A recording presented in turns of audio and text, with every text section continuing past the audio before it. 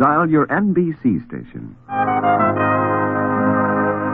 Say, that sounds dreamy. It's Jimmy Dorsey and the fabulous Dorsey Orchestra, featured all this week on NBC Bandstand, along with MC Burt Parks and a top singing star in person every day. NBC Bandstand. That's the way to start the day.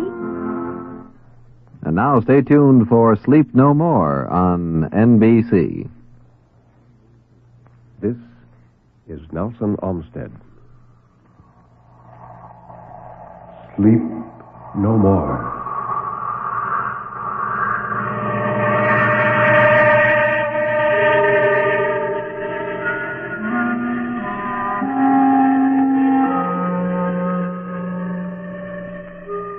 Sleep no more.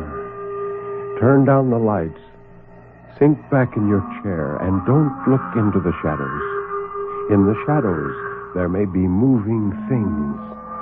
Tonight, it may be you will sleep no more.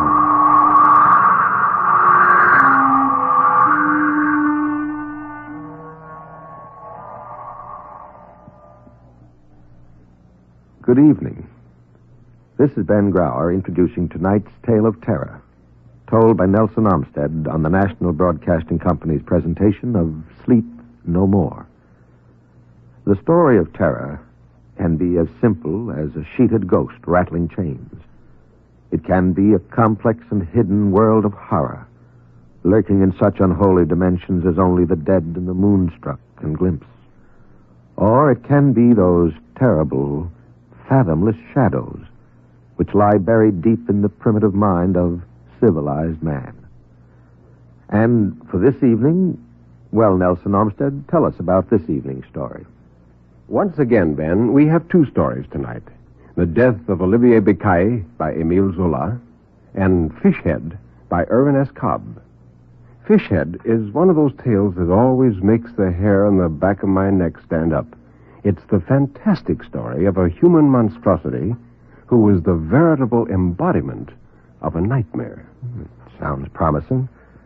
So let Nelson Olmsted tell us about the man called Fishhead.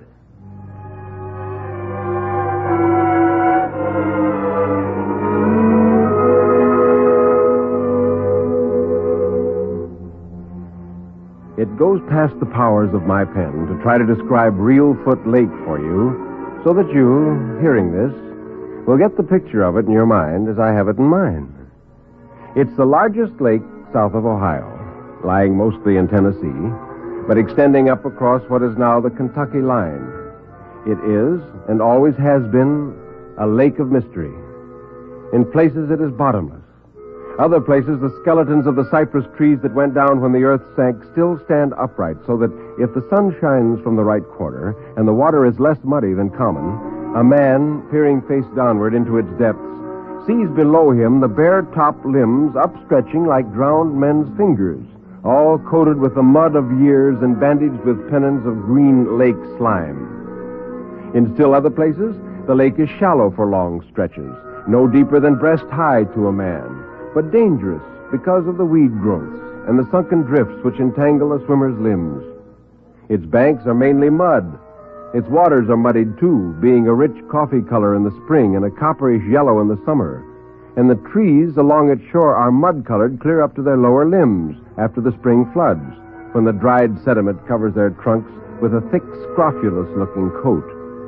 There are stretches of unbroken woodland around it, and slashes where the cypress trees rise countlessly like headstones for the dead snags that rot in the soft ooze. There are long, dismal flats where in the spring the clotted frog spawn cling like patches of white mucus among the weed stalks, and at night the turtles crawl out to lay clutches of perfectly round white eggs with tough rubbery shells in the sand. There are bayous leading off the nowhere, and sloughs that wind aimlessly like great blind worms, finally to join the big river that rolls a few miles to the westward. Real Foot Lake is a wonderful place for fish, bass and crappie and perch and the snouted buffalo fish.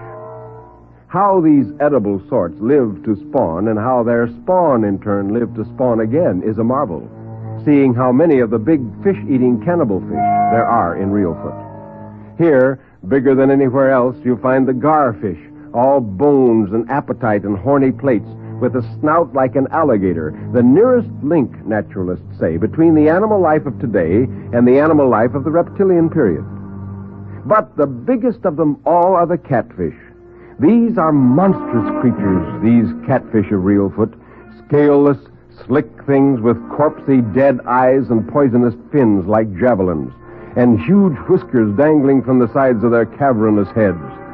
6 and 7 feet long they grow to be, and weigh 200 pounds or more. And they have mouths wide enough to take in a man's foot or a man's fist, and strong enough to break any hook save the strongest, and greedy enough to eat anything, living or dead or putrid, that the horny jaws can master. Oh, but they are wicked things, and they tell wicked tales of them down there. They call them man-eaters, and compare them in certain of their habits to sharks. Fishhead was a piece of this setting. He fitted into it as an acorn fits its cup. All his life, he had lived on Reelfoot, always in the one place at the mouth of a certain slough. He'd been born there of a Negro father and a half-breed Indian mother, both of them now dead. And the story was that before his birth, his mother was frightened by one of the big fish, so that the child came into the world most hideously marked. Anyhow, Fishhead was a human monstrosity, the veritable embodiment of a nightmare. He had the short, stocky, sinewy body of a man, but his face was as near to being the face of a great fish as any face could be, and yet retained some trace of human aspect. His skull sloped back so abruptly that he could hardly be said to have a forehead at all. His chin slanted off right into nothing. His eyes were small and round, with shallow, glazed, pale yellow pupils, and they were set wide apart in his head, and they were unwinking and staring like a fish's eyes. His nose was no more than a pair of tiny slits in the middle of a yellow mask. His mouth was the worst of all. It was the awful mouth of a catfish, lipless and almost inconceivably wide, stretching from side to side. Also, when Fishhead became a man grown, his likeness to a fish increased, for the hair upon his face grew out into tightly kinked, slender pendants that dropped down either side of the mouth, like the beards of a fish. If he had any other name than Fishhead, none excepting himself knew it. As Fishhead he was known, and as Fishhead he answered. Mainly he kept to himself, with no kith nor kin, nor even a friend, shunning his kind and shunned by them. His cabin stood just below the state line, where the mud slough runs into the lake. It was a shack of logs, the only human habitation for 4 miles up or down. If the Reelfooters shunned Fishhead by day, they feared him by night and avoided him as a plague, dreading even the chance of a casual meeting. For there were ugly stories about Fishhead, stories which all the Negroes and some of the whites believed. They said that a cry, which had been heard just before dusk and just after, skittering across the darkened waters, was his calling cry to the big catfish. And at his bidding, they came trooping in, and that in their company, he swam in the lake on the moonlit night, sporting with them, diving with them, even feeding with them on what manner of unclean things they fed. The cry had been heard many times, that much was certain. Also, that the big fish were noticeably thick at the mouth of Fishhead Slough. No native Reelfooter, white or black, would willingly wet an arm or a leg there.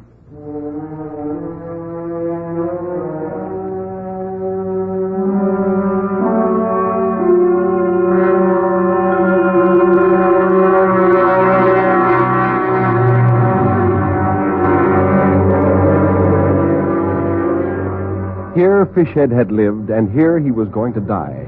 The Baxters were going to kill him, and this day in late summer was to be the time of the killing. The 2 Baxters, Jake and Joel, were coming in their dugout to do it. This murder had been a long time in the making. The Baxters had to brew their hate over a slow fire for months before it reached the pitch of action. They were poor whites, poor in everything, repute and worldly goods and standing. A pair of fever-ridden squatters who lived on whiskey and tobacco when they could get it, and on fish and cornbread when they couldn't. The feud itself was of months' standing.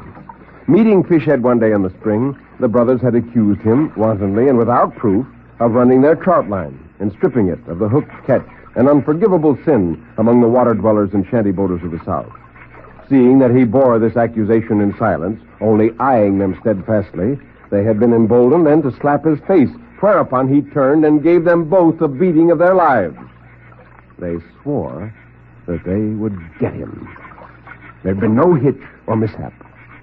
No one had been abroad in the late afternoon to mark their movements. And in a little while, Fishhead ought to be due. Jake's woodsman's eye followed the downward swing of the sun speculatively. The shadows thrown shoreward lengthened and slithered on the small ripples. The small noises of the day died out. The small noises of the coming night began to multiply. The green-bodied flies went away, and big mosquitoes with speckled gray legs came to take their place. The sleepy lake sucked at the mud banks with small mouthing sounds, as though it found the taste of the raw mud agreeable. Bull bats began to flitter back and forth above the tops of the trees. A pudgy muskrat, swimming with head up, was moved to slide off briskly as he met a cottonmouth moccasin snake, so fat and swollen with summer poison that it looked almost like a legless lizard as it moved along the surface of the water in a series of slow, torpid S's.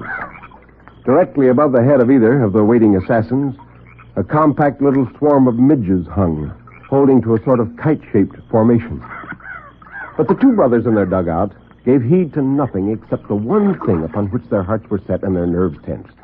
Joel gently shoved the gun barrels across the log, cuddling the stock to his shoulder and slipping two fingers caressingly back and forth upon the triggers. Jake held the narrow dugout steady by a grip upon a fox-scraped tendril. A little wait, and then the finish came. Fishhead emerged from the cabin door and came down the narrow footpath to the water and out upon the water on his log. He stood there erect, his chest filling, his chinless face lifted up, and something of mastership and dominion in his poise. And then his eye caught what another's eyes might have missed, the round twin ends of the gun barrels, the fixed gleam of Joel's eyes aimed at him through the green tracery. In that swift passage of time, too swift to be measured by seconds, realization flashed all through him, and he threw back his head still higher and opened wide his shapeless trap of a mouth, and out across the lake he sent skittering and rolling his cry. And in his cry was the laugh of a loon and the croaking bellow of a frog and the bay of a hound, all the compounded night noises of the lake. And in it, too, was a farewell and a defiance and an appeal. The heavy roar of the duck gun came. At 20 yards, the double charge tore the throat out of him. He came down face forward upon the log, and then the blood came out of his mouth.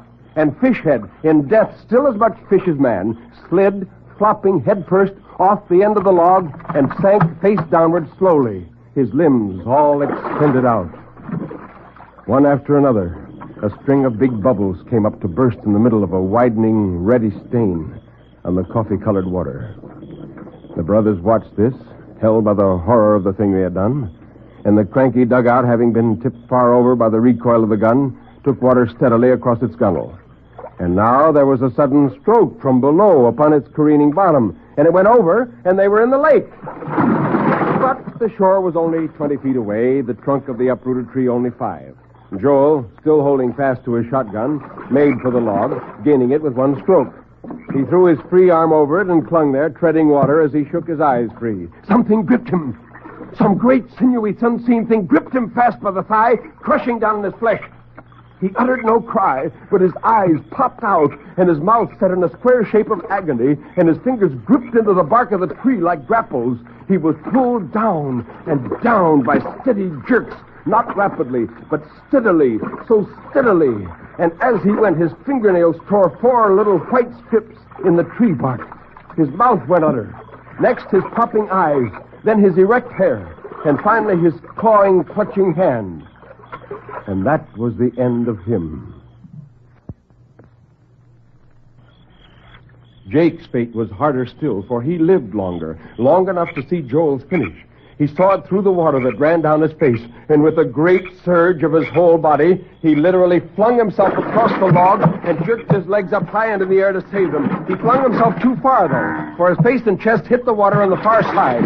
And out of this water rose the head of a great fish, with the lake slime of years on its flat black head, its whiskers bristling, its corpsey eyes alight, its horny jaws closed, and clamped in front of Jake's flannel shirt. His hand struck out wildly and was speared on a poisonous pin. And unlike Joel, he went out of sight with a great yell and a whirling and churning of the water that made the cornstalk circle in the edges of the small whirlpool. But the whirlpool soon thinned away into the widening rings of ripples, and the cornstalks quit circling and became still again. And only the multiplying night noises sounded about the mouth of the slough.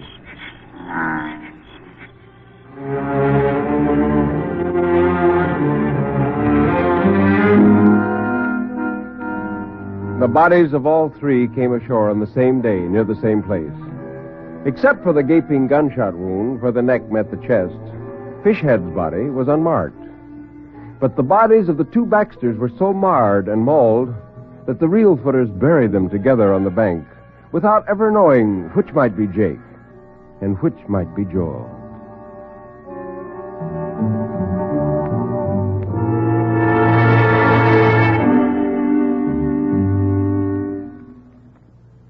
This has been Irvin S. Cobb's short story, Fishhead, as told by Nelson Armstead.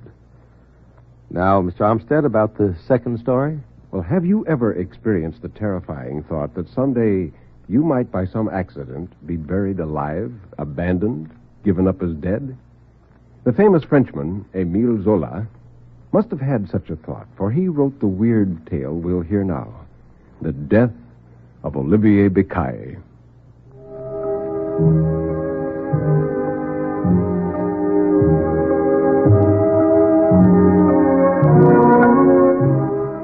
It was on a Saturday at 6 o'clock in the morning that I died. My poor wife had been bending over a trunk where she was looking for some linen. When she straightened up and saw my staring eyes, my rigid body, my chest quiet, she ran to me thinking I had fainted.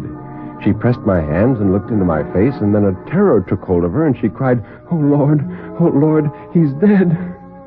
I heard everything, but the sounds were faint and seemed to come from a distance. Only my left eye still perceived a confused light, a whitish glimmer, in which the objects of the room melted together. My right eye was completely paralyzed.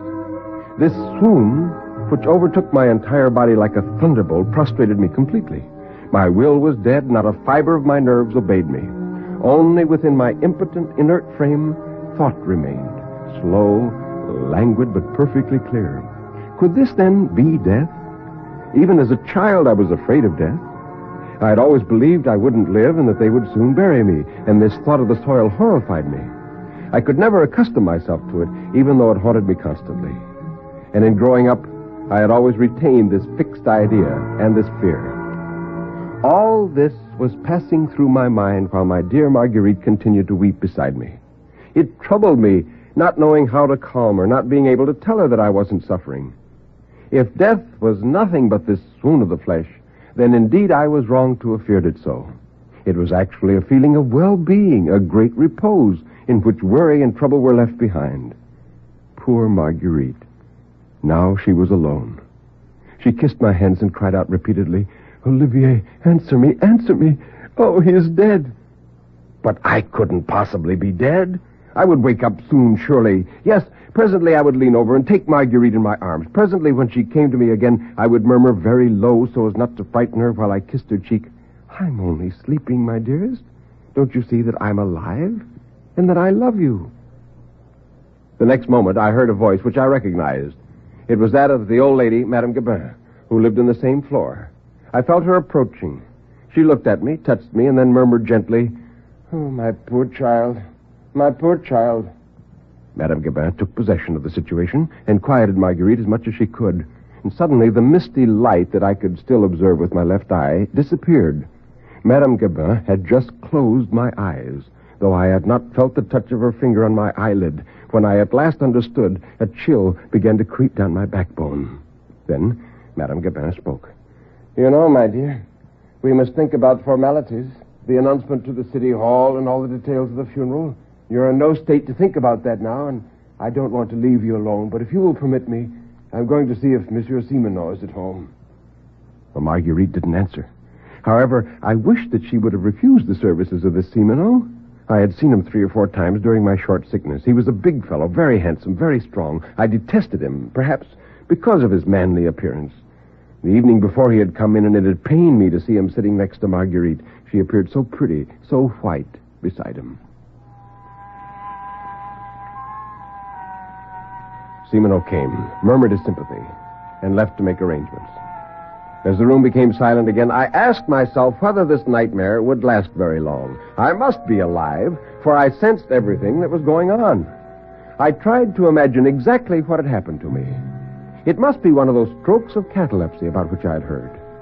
When I was very young, I had experienced trance-like fits which lasted several hours. Evidently, it was a crisis of this sort which now made my body rigid, as though life had left it, and which deceived everyone around me. But my heart would begin beating again. Blood would course through my veins once more. I would awaken, and I would console Marguerite. In reasoning thus, I found some peace for myself.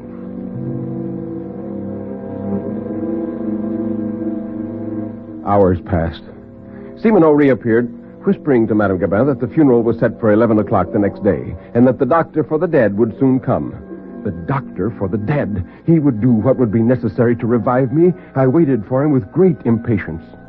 He came that night, not even excusing himself for being so late. He lost no time. I gathered he was tired, impatient, and in a hurry. Did he touch my hand? Did he listen for my heartbeat? I don't know. But it seemed to me that he looked at me with a great indifference. A moment later, he was gone. It was my life that had gone. Cries and tears and oaths stifled me, lacerated my convulsed throat, but no sound escaped. So this was the end. I was condemned.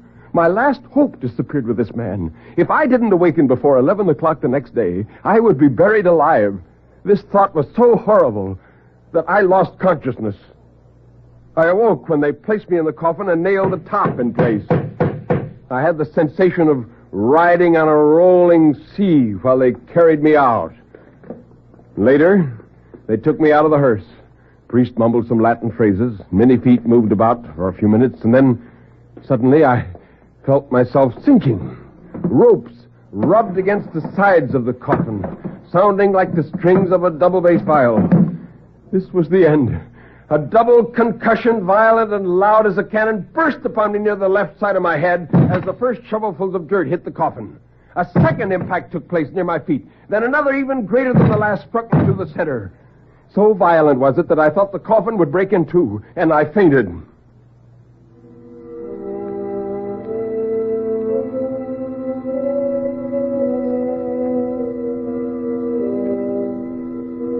How long did I remain thus?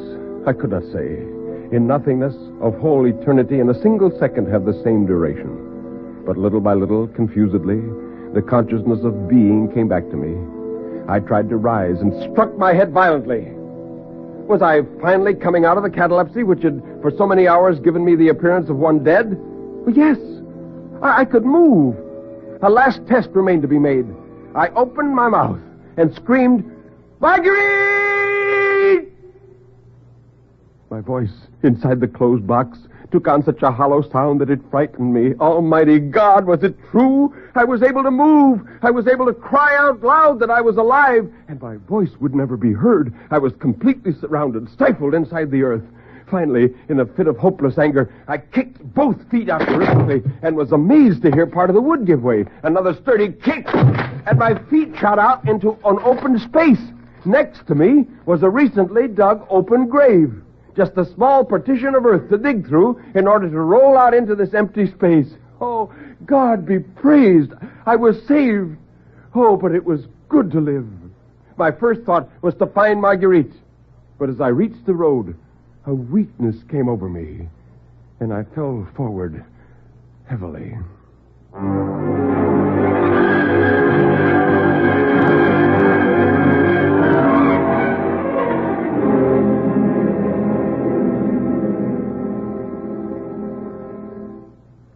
For 3 weeks, I was unconscious. When I finally came to my senses, I found myself in a strange room. A man was there taking care of me. He told me simply that one morning he found me on Montparnasse Boulevard and had taken me to his home. He was an old doctor who'd given up his practice. When I began to thank him, he cut me short by saying the case had appeared interesting to him and that he wanted to study it. Further than this, I learned nothing. I regained strength slowly. But one June morning, I obtained permission to take a short walk and immediately set out to go to my old lodging. With difficulty, I reached it, and then a childish fear agitated me. If I presented myself suddenly this way to Marguerite, the shock might kill her. The best thing would be to see first the old neighbor, Madame Gabin. I decided to enter a little restaurant downstairs. I must have been unrecognizable. My beard had grown during my illness, and my face had become very thin. Then I heard two women of the house gossiping. They were talking about Marguerite. One was asking if she had decided as yet, and the other answered that she thought so. She said, "Yes, Monsieur Simoneau has been kind to her. He's wound up his father's affairs, and he has a lot of money, and he's offered to take her to the country with him to live with one of his aunts who wants a companion. It will certainly end in marriage." "Well, after all," said the other woman, "the husband was no match for Monsieur Simoneau. I never liked him, always whining and not a penny. No, he was no husband for a woman with blood in her veins."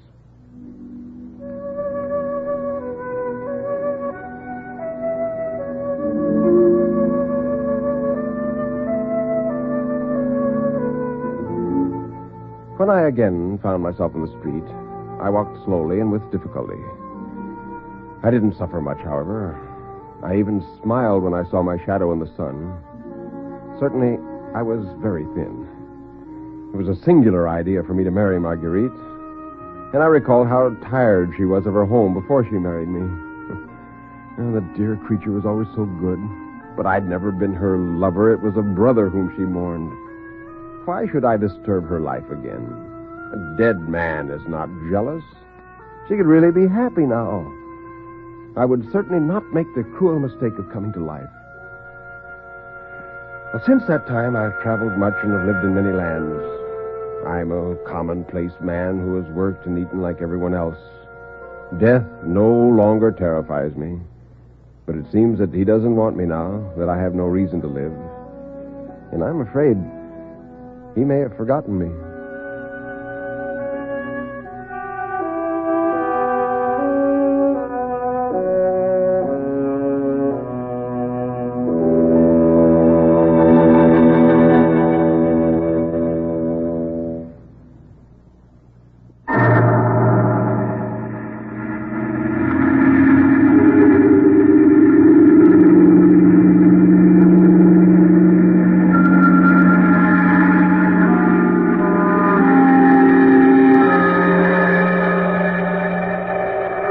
You can turn up the lights now.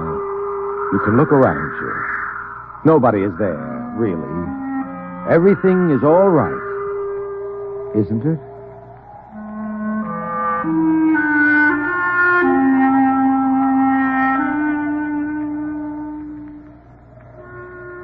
Well, Nelson Olmsted, what's on the story list for next week? Two quite different stories, Ben. The first, The Horsehair Trunk by Dave Grubb, is a story of revenge calculated to chill your spine. The second, A Friend to Alexander, is by James Thurber, who is noted principally for his humorous writings, although I doubt if you'll find anything to laugh at in this little gem. And if you'll meet me here next week, I'll prove it. You've been listening to Sleep No More, an NBC Radio Network production directed by Kenneth McGregor.